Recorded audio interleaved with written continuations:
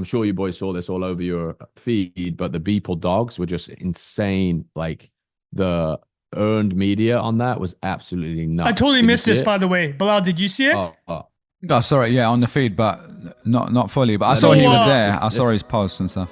So he was like two booths over from the VV booth, and literally every morning in the fair there would be kids like bolting it past us. Where's the dogs? Where's the dogs? so what, 11 what, a.m. what Yeah, are, this is what wild. heads are on the dogs? World leaders? There's a Andy Warhol. There's a Beeple. This There's is a sick. Bezos. Kim Oh Jong my Un. goodness. Picasso. I mean, this is gonna stop you, right? When you're walking past, you'd be like, "What the hell's going on there?" So these things, like they roam around the booth, and they have cameras for their eyes, and they are like taking pictures of the scene that they see. Unbelievable. They run them through a image model. So the Picasso one is in like Picasso style. The Zuckerberg one is in this like metaverse style, and then they squat and crap out these Polaroids. Oh my goodness. Dude. There's 1,000 of them, and 256 of them are have digital, have transferable NFTs. So there's like people were selling these things for 30K immediately after they got the prints. The spectacle Unreal. of it was unbelievable, and they sold them. They sold 10 dogs, sold them out in the first 5 minutes of the show. Do you know how much for? 100K a piece. Oh my, he's so good, man. He's Insane, so man. Incredible. Welcome to another episode of Not Investment Advice. You got Jack Butcher, Trung Phan, Bilal Zaidi. Lads, what a crazy week. Always something going on. Jack Butcher's been on his feet doing 25,000 steps. You was just telling me before we started, Jack, you've been doing some crazy work at Art Basel. We do want to hear the deets of that. Spoiler alert, it got acquired, right? Is this something we can share? I mean, you tweeted out, so I'm assuming. Yeah. So we want to break that down in a second. Just give people a preview. We're also going to be talking about Netflix buying Warner, HBO, all that stuff. Just every fucking week, man. Every We've got week. Larry God, Ellison and his I son didn't coming know in about that. on the So other side. News to me, boys. Yeah, you've been heads down. We got some other stuff. We might talk about data centers in space. We might talk about Waymo's crazy numbers, got pump the bags in the bag pump segment. NVIDIA might be able to sell in China. There's lots of stuff going on. So let's get the quick overview from Jack. Jack, how was it, mate? It looked amazing on Instagram and Twitter. What was the vibe? It was great, man. So I spoke to you boys on Tuesday last week. Yeah, and the fair opened Wednesday. So we just finished everything up that night, and then the first 2 days are like preview days, so they're pretty. There's not as many people as the weekend days. So we do Wednesday, Thursday preview, and then Friday, Saturday, Sunday is all public. Like you buy a ticket and go. And it went well, man. We ended in the green, started at negative 74, like I told you last week. And let me share a little recap here. This is the final numbers. So we did 5,837 receipts, 3,475 were on chain. So basically Ethereum orders. Online was like a Web2 checkout, like a Stripe checkout. Only 263 people did that. And then in person, 2,099 people came up to the terminal and That's tapped so the card. cool, man. That's That is amazing. so cool. The proportion, I thought it'd be was sick. way higher on chain, just given your Yeah, background and people and the scale of So it. versus 40%, a third of people did it in 2,000's a person. lot. That's a lot, man. It's pretty cool. And if you do the math on the actual frequency of it, it's like not far off, like one a minute for every open hour of the fair. Like one a So minute cool, or man. every 2 minutes. It was cool. And then so we did that as one part of the P&L, and then when the P&L hit zero, we auctioned the booth itself. So it was a no reserve. It was a $1 reserve auction with fixed increments of. Is that the one for one auction? Yeah. Yeah, fixed increments of 10%. So that basically means that we started at $1, and it took like 100 bids to get to 10K or whatever, because we had like this ratcheted fixed amounts of 10%. So a lot of people got on the ledger, and then the winning bid was a museum in Beijing called X Museum. Very So cool. We'll sick. figure out how to get it over there, which is going to be cool, man. It's so big win. It was great. That's amazing, man.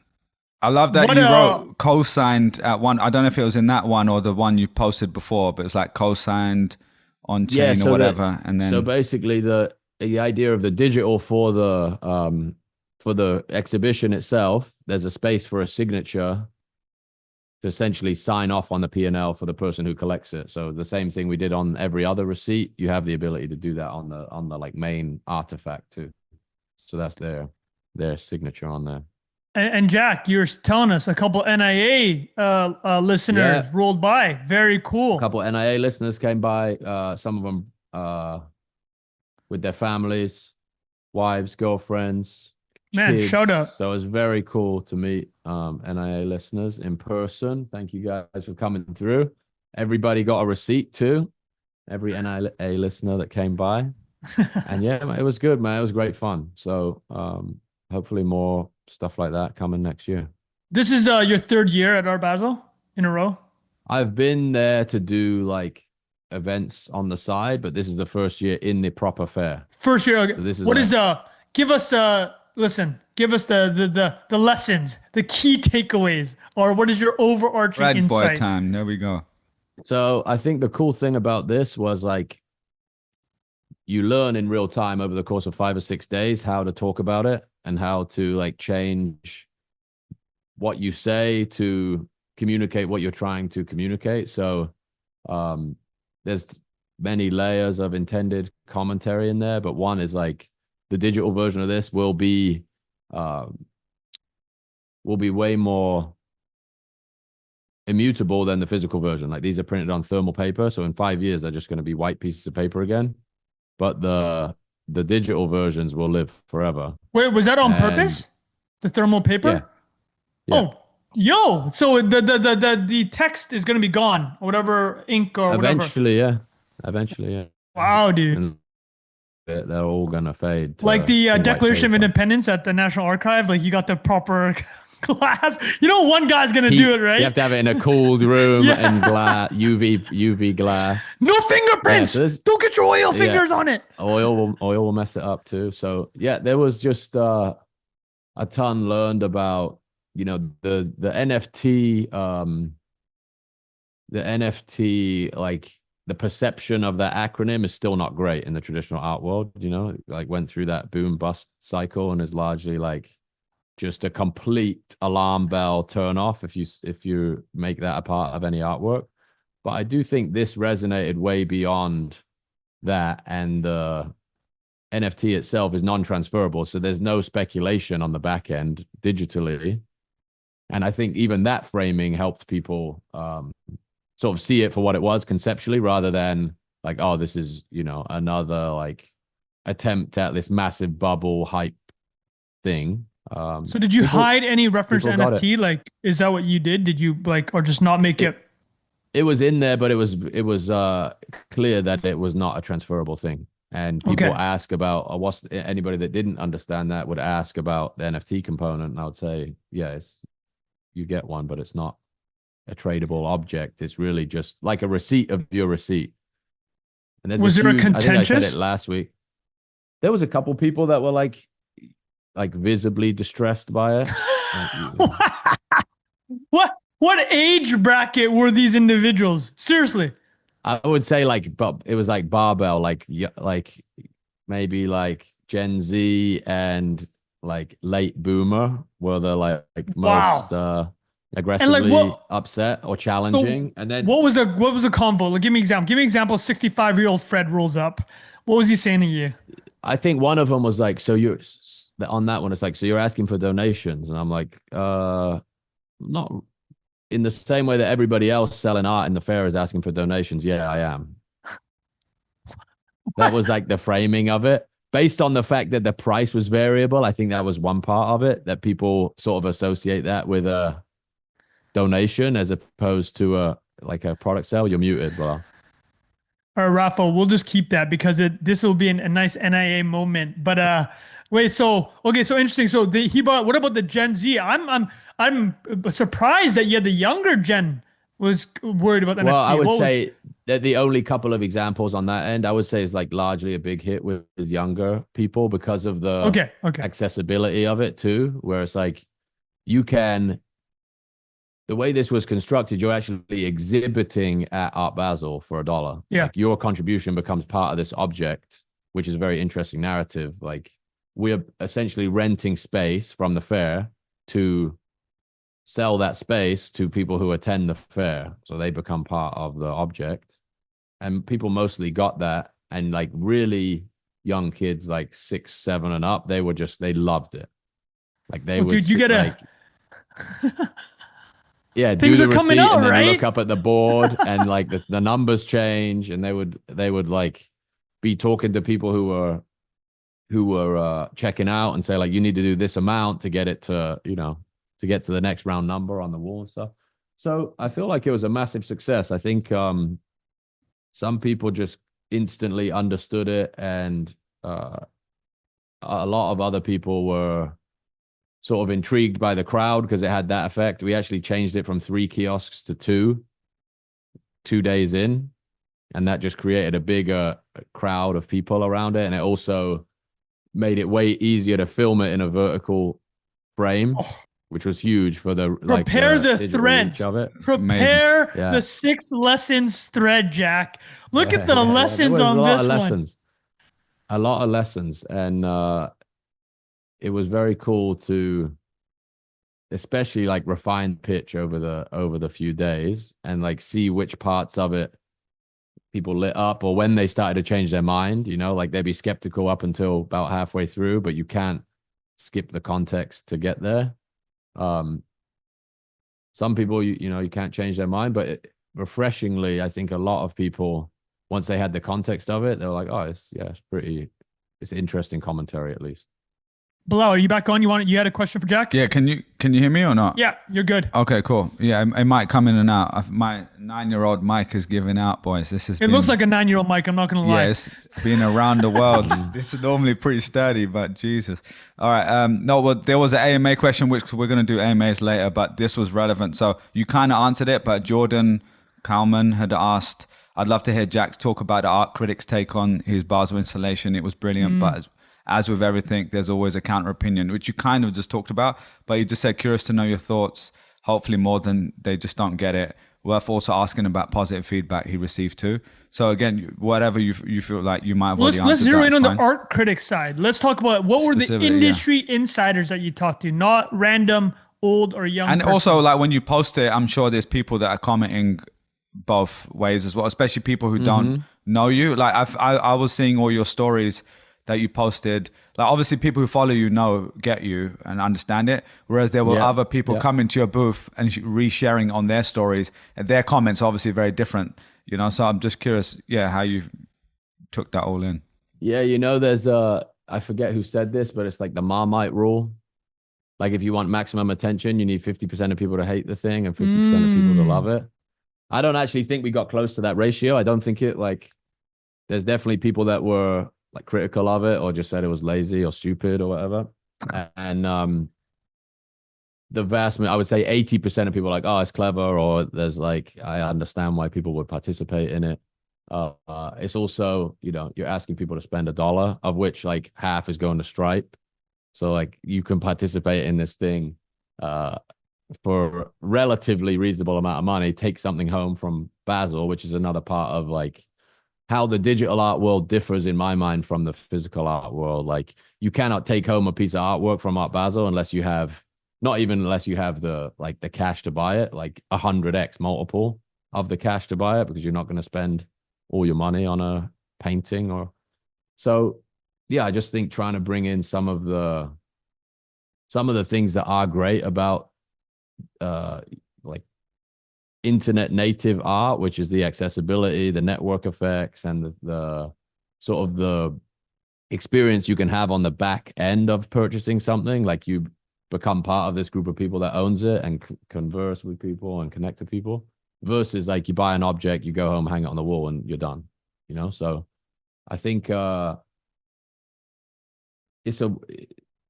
the actual market for digital art is like 200 real participants at this point. Like it's so tiny, and to get 10x that number of people in person to participate in this is in my mind was a massive win. Yeah. So wait, the digital art market got nuked so bad because of NFTs that the winter. Are you saying that Yeah, people are so burnt by it? Is there a road back? I think so. I think what I also learned from this is the road back will be through creating new stuff and then people retroactively gaining an appreciation for the provenance of the old stuff, if that makes sense. Like But you need to the try and physical go, world. Do you have to have the I physical world think, for that to happen? I think in a lot of cases that's going to be the only bridge because people's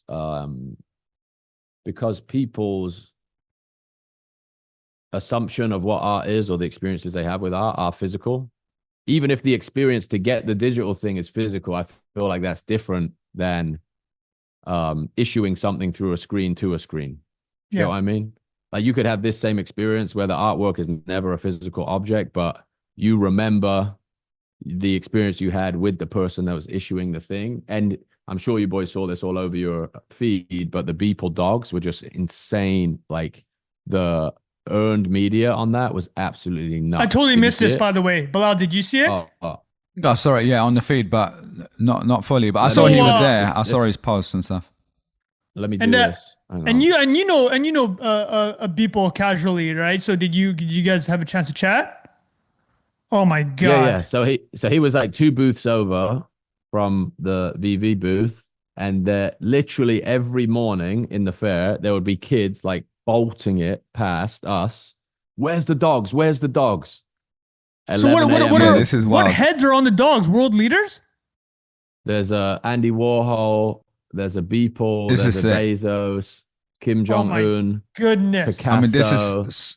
gonna stop you, right? When you're walking past, you'd be like, "What the hell is going on there?" So these things, like they roam around the booth and they have cameras for their eyes and they are like taking pictures of the scene that they see and then Unbelievable. they run them through a image model. So the Picasso one is in like Picasso style, the Zuckerberg one is in this like metaverse style, and then they squat and crap out these Oh Polaroids. my goodness.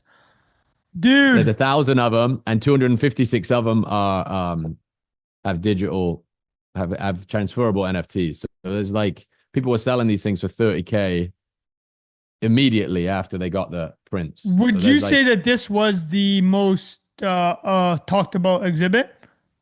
100%, like by a long. He was on like every morning before the fair opened. There was CNBC was there. Like he got a lot of TV coverage. Like I'm Wow. really shocked that you didn't see it. It was Yeah. huge. It was huge. Yeah. I saw the article. Somebody was complaining about Beeple. What was the positive and negative about it?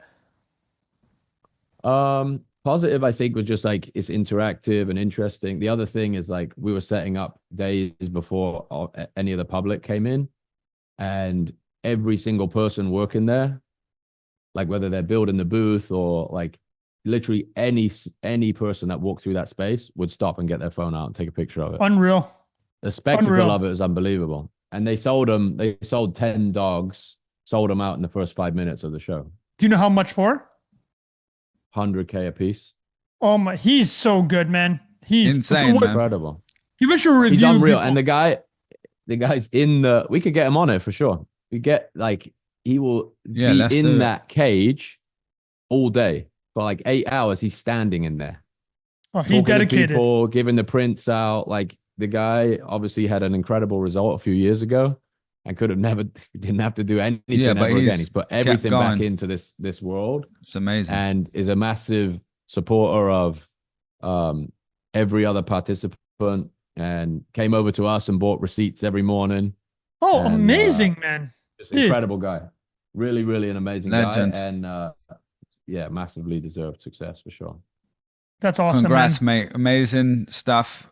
And yeah, also just want to say it's cool to see I like what you described there with the, what people think of NFTs is basically profile pictures from 2021 or whenever it was.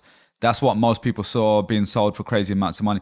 The fact that you've gone from that, which I know was not your original thing. You did visualize value. But You've done, definitely that era for sure. Yeah. yeah, that era. And then after that, like we talked about in the bear market, you went to a completely different way of creating stuff.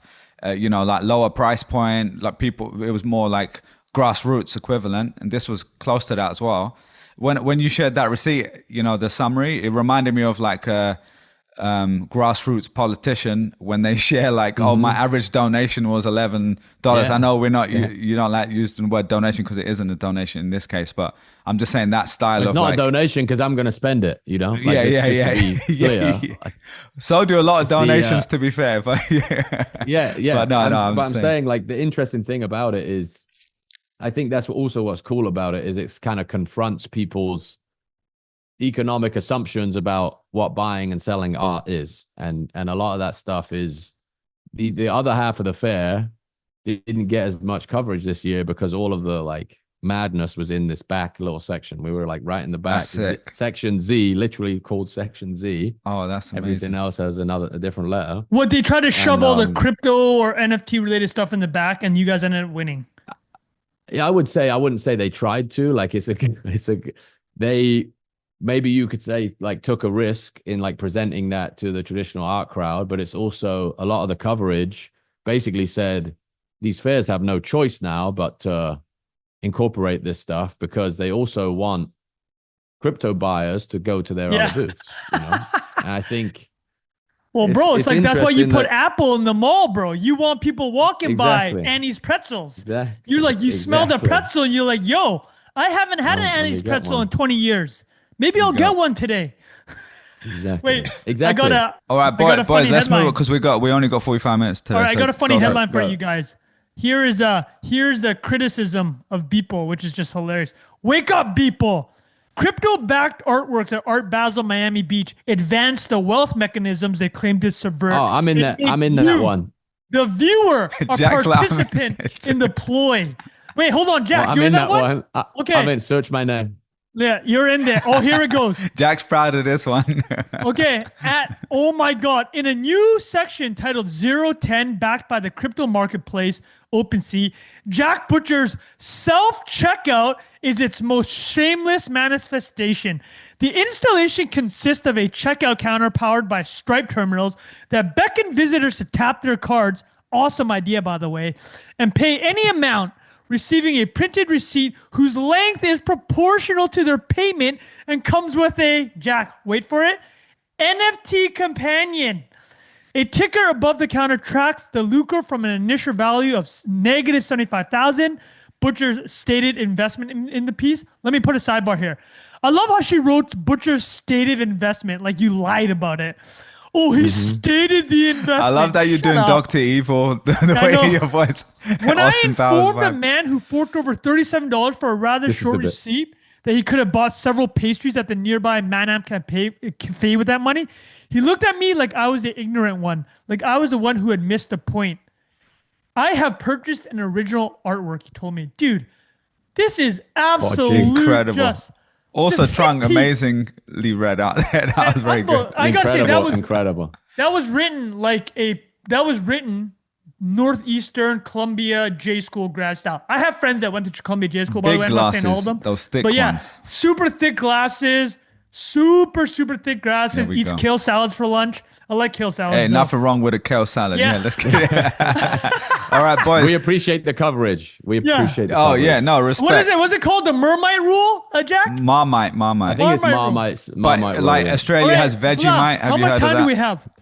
Probably about 15, 20? I've lost count. Yeah, probably 20. But let's do the Netflix Dude, let's stuff. Just do Netflix, man. This is and then we'll see how much time we got. Yeah, but great stuff, Jack. That was very great. Let's get into Netflix buying Warner. Let's do the breakdown. We've also got, to frame it, Larry Ellison and his son, Paramount, right? Is that them? Paramount Skydance trying to get their bid in. The oldest studio in America. They just got to share one Warner brother each. Sorry, I had to do it. I had to do it. Boys. There we go. One each. They get one brother each. But guys, let me just rip through this. You ping me as I'm telling this story, but Bilal set it up. On the other side is Netflix. So the asset is Warner Brothers. It comes in 3 pieces. HBO Max, the streaming service, which we've joked around here with the logos, right? They kept changing the logo. Formerly known as Max, formerly known as HBO Go. Exactly. Yeah. So there's that asset. Asset number 2 is Warner Brothers, the studio, film, television. They own Harry Potter IP, DC IP, Matrix. The Matrix. On the May Casablanca, speaking to its heritage, on the Casablanca point, everyone in Hollywood's up in arms about this deal because they think Netflix is just going to destroy the theater business. Which the co-CEO Ted Sarandos had said that theaters are outdated. We're gonna get into all this, but I teed that up because the day after the deal happens, you guys probably got the email. If you search now, you'll see Netflix announced a deal with Warner Brothers. We got amazing franchises like Harry Potter, DC, and then they said Casablanca. Everybody's like, bro, Casablanca is not a franchise. What are you? It's just like it's totally just confirming everyone's worst fears. That it's going to be digitized IP. So those are the first two assets. The third asset is this cable business. So you guys probably saw over the news in the last couple of years, Warner Brother Discovery, right? The actual ticker is WBD. It's because Warner Brothers, which was acquired by AT&T in 2016, 2017, was spun off and combined with Discovery Global or Discovery Channel. So Discovery has stuff like Food Network, which slaps. Home and Garden. Do you guys watch House Hunters? I know you do. Yeah, you've seen that, right? Guilty at one point. Yeah, definitely. You got TNT and CNN. So they got cable assets. So just know that those are the three key assets because here's where the numbers come into play. Okay, so here's a setup. Over the past 6 weeks, Paramount, as Bilal had noted, Paramount Skydance, because Paramount has merged with Skydance in August for an $8 billion deal, right? So Paramount is, Skydance is now owned by David Ellison. His father's obviously Larry Ellison, second or third richest person in the world, depending on the day. And they were making, so the situation in the streaming market is, well, let me just name them and I'll ask you guys what you guys are subscribed to. So there's Netflix, Amazon Prime, Apple TV Plus, HBO Max, Paramount, Peacock. What are you guys subscribed to? All of them except Peacock. Oh, really? You got all of them? Yeah, but I did have Peacock for football at times, like when I really need it. Okay. But there's other ways of watching football games, which we don't need to talk about on. Jack. We had all of them, and we recently we chopped a few out. We got Paramount for sure.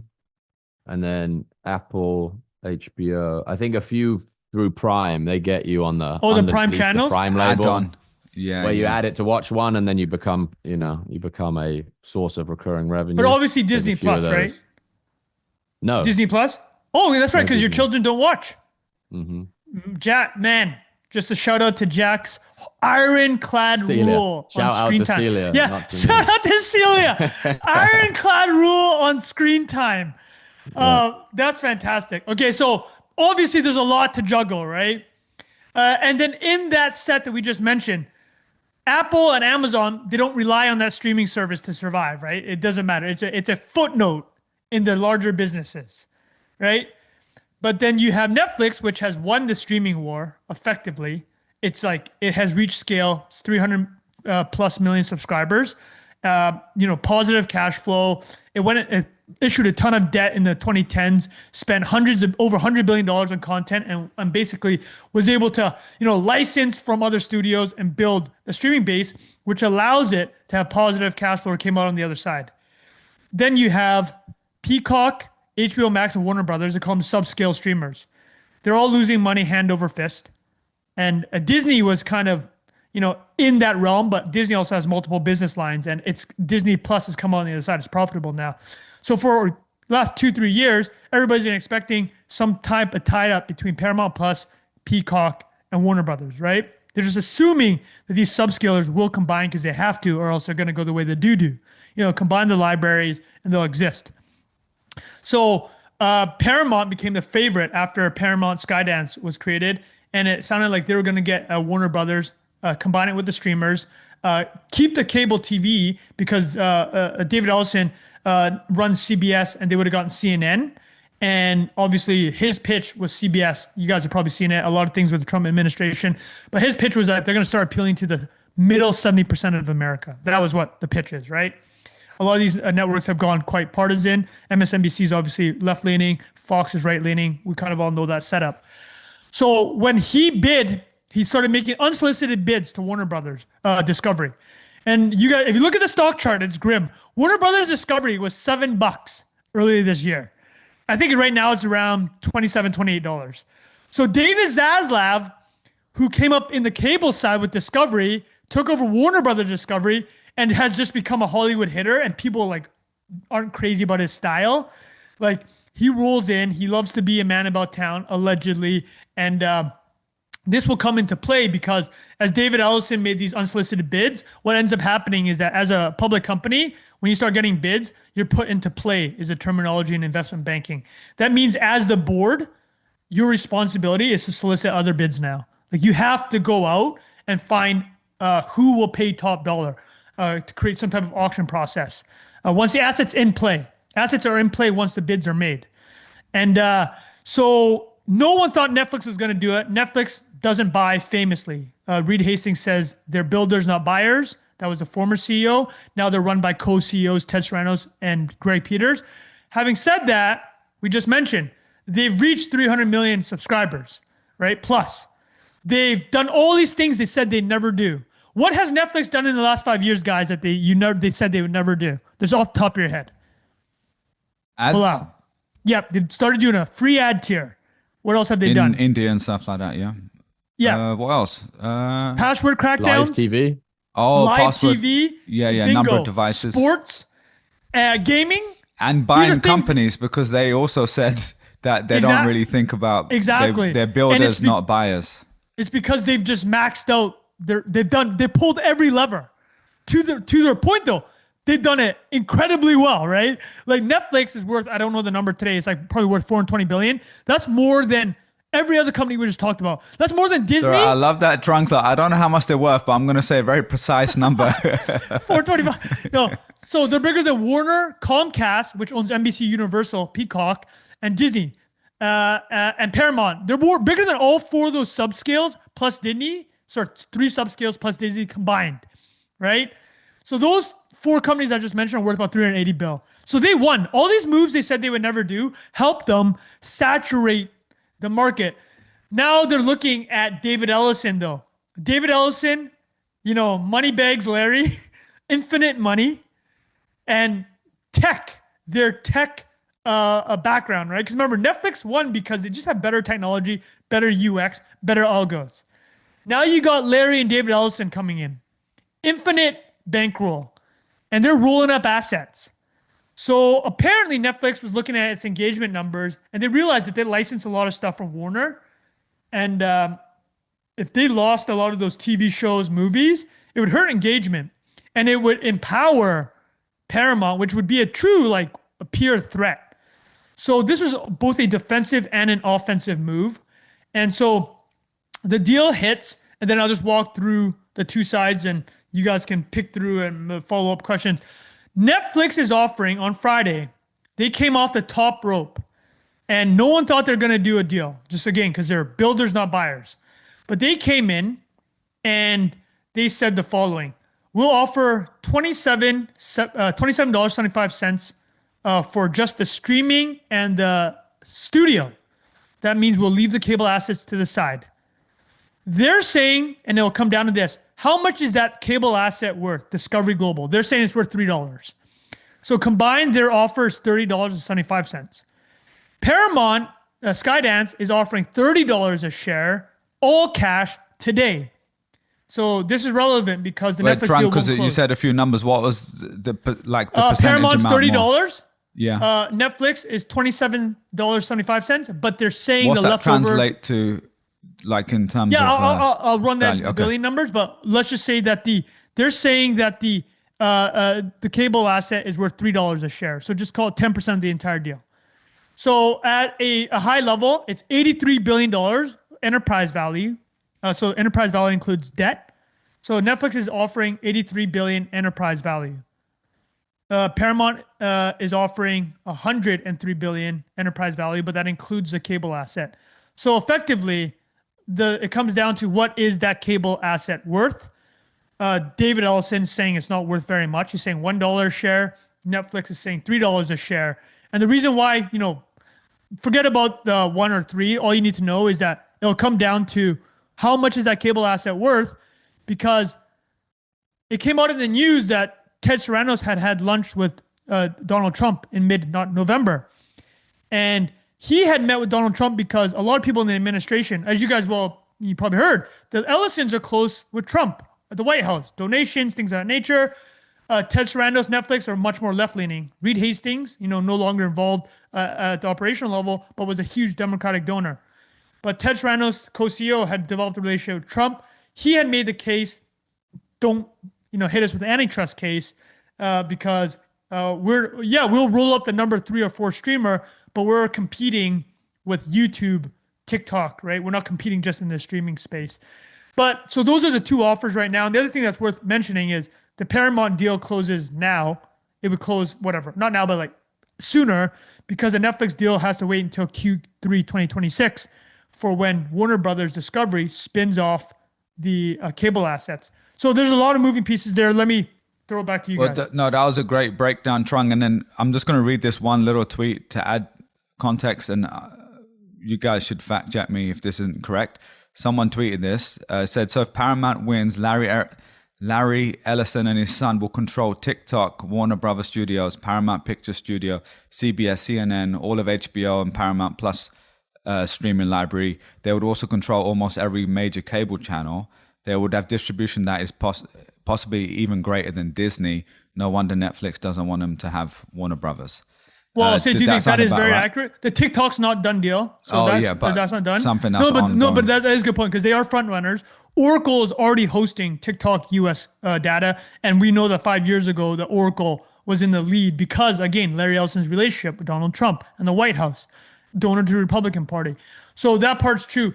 The difference with Disney, they don't have the same theme park footprint, which is why Comcast was actually interesting. They own NBC Universal, which has Universal Studios. So the regulatory stuff, though, is important because this brings up the regulatory question, right? And on the one end, you have Netflix.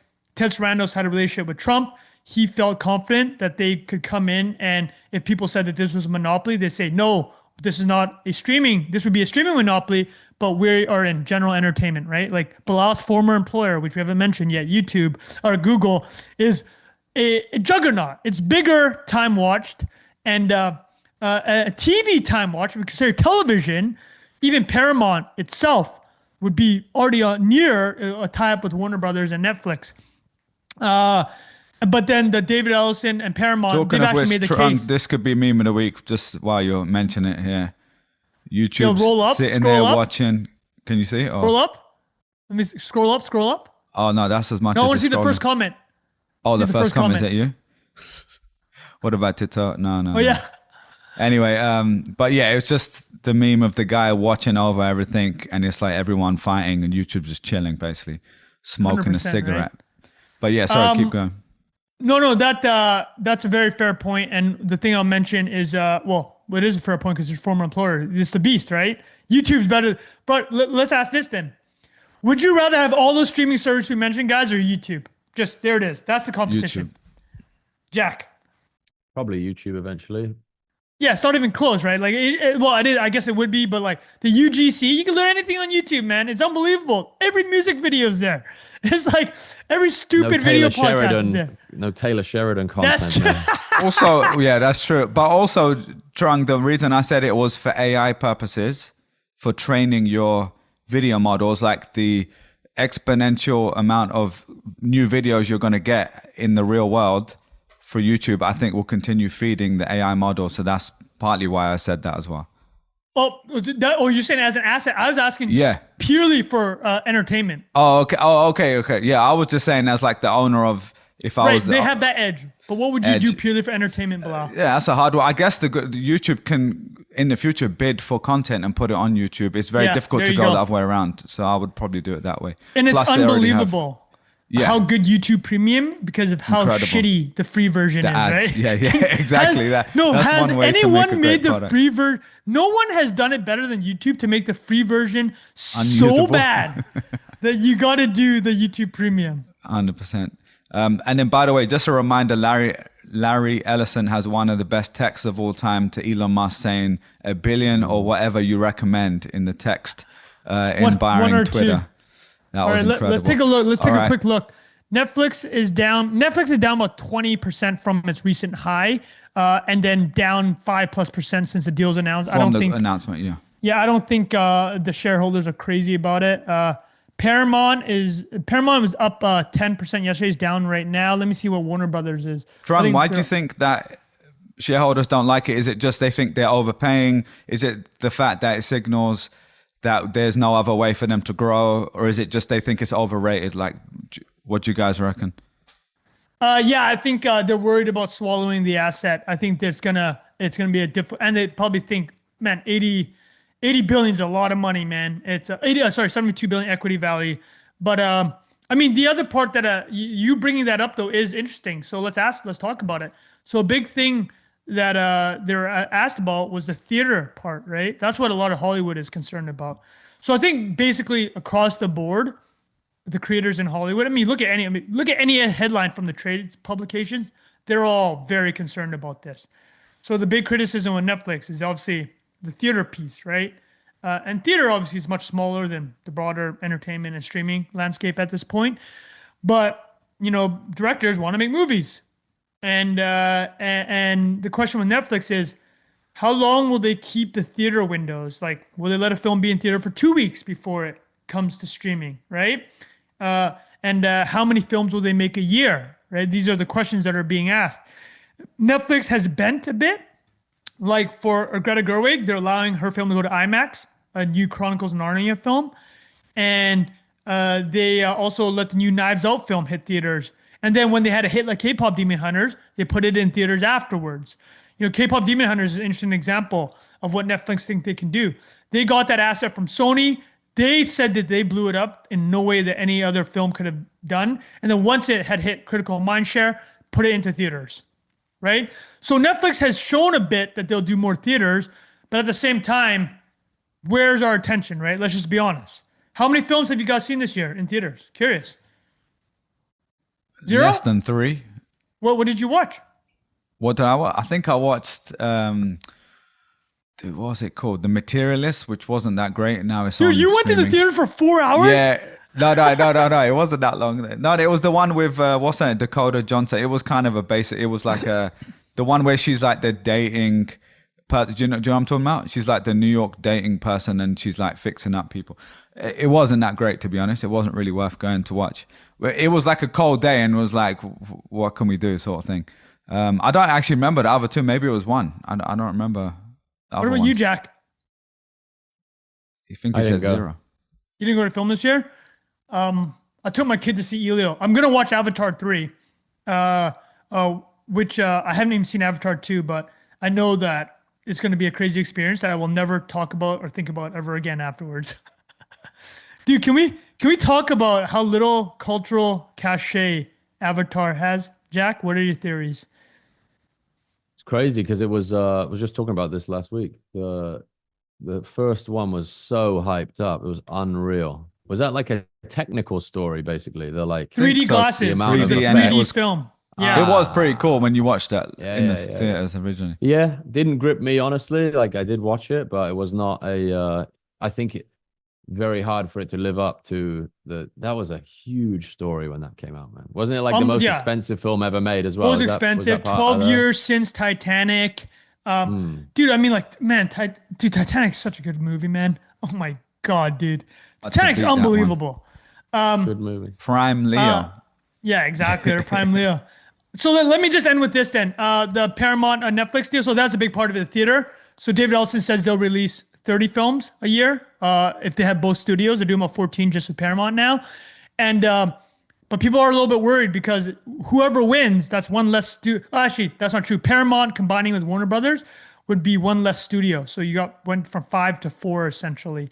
And I'll tell you actually the winner kind of out of all this is like Sony for not taking part in the streaming wars. Like 10 years ago, they're like, we're just going to make content and pay it to the highest bidder. And they didn't get involved in these crazy streaming wars that it looks like a lot of people are going to end up losing in. But yeah, if I had to make a call now, who'd win? I actually might say Paramount Skydance, and the reason I say that is I think they can just up the offer. I think it gets to so the board agreed with Netflix, And a lot of people think that David Zaslav and Ted Sarandos kind of like behind the scenes where they're just agreeing to it. And David Zaslav gets to keep a cushy job with Warner Brothers, whereas at Paramount, he'd be kicked out. But it's just, man, if you can give a higher number, the board has to, like the board as a fiduciary has to take it. Because right now we're quibbling, right? The 30 versus, is it 31 or 32?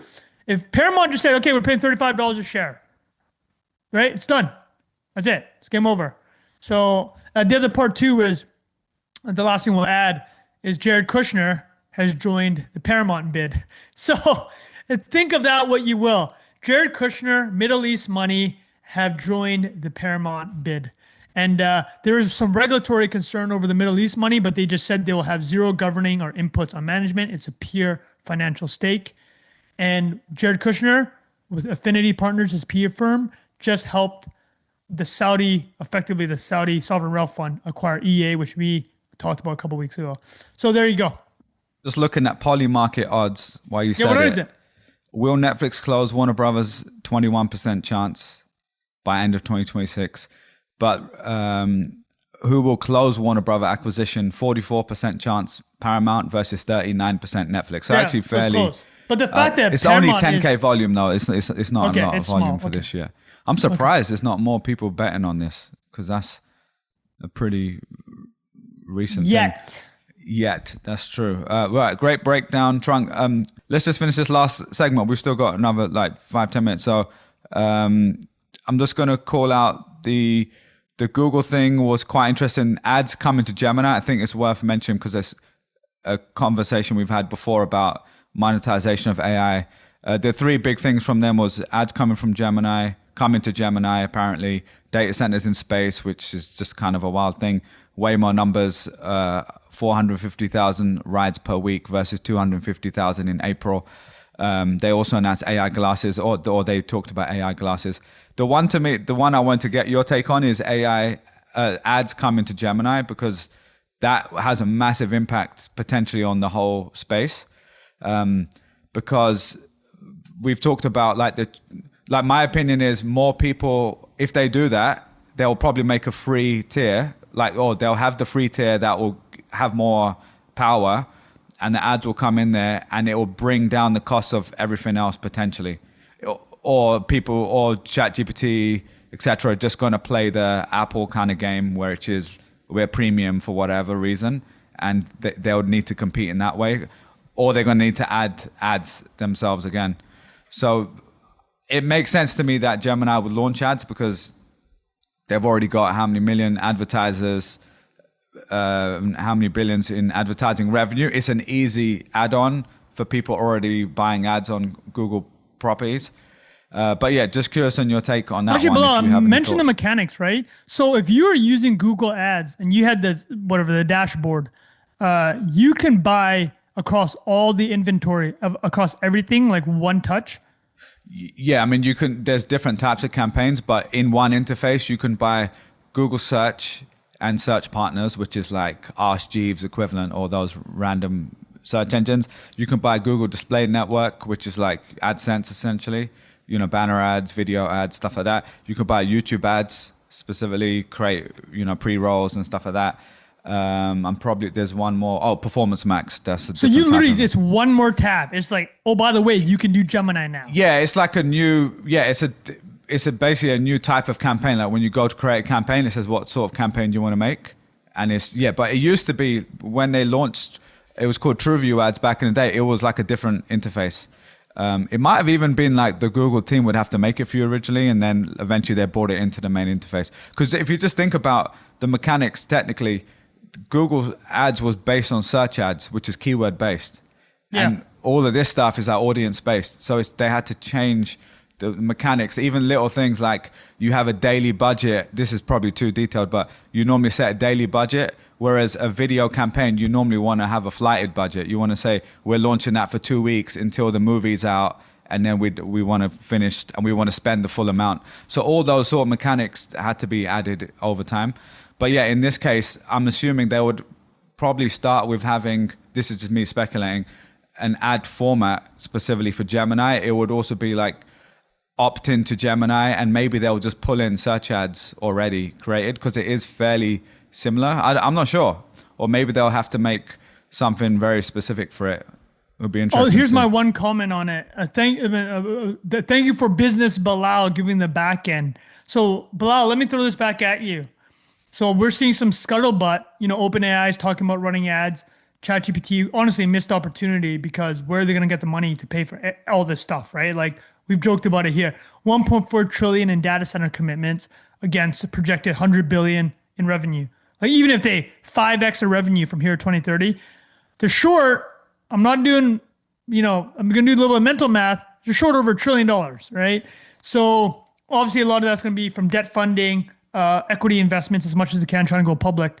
But Bilal, if you were Sundar Pichai or Demis Hassabis, right?